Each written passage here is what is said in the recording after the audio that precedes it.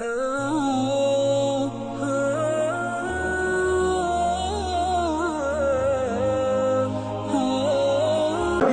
فرقان حمید کی ہر صورت اس میں اللہ تبارک و تعالیٰ نے جو ہے مومن کے لیے شفا اور رحمت رکھی، اور ہر صورت کے اپنے اپنے فوائد اور اپنی جو ہے یہ برکات۔ اور سورہ فاتحہ، اللہ اکبر، سورہ فاتحہ کا تو کیا کہنا، اسے کہا جاتا ہے ام الشفا، یہ شفا کی ماں، ام الکتاب، کتاب کی ماں، قرآن مجید کی ماں جسے کہا جائے سورہ فاتحہ۔ آپ بتائیے اس کی کتنی برکتیں آپ دیکھتے نہیں ہیں، جب کسی کا انتقال ہوتا ہے فوراً ہم کہتے ہیں الفاتحہ، سورہ فاتحہ پڑھی جاتی ہے، کیوں؟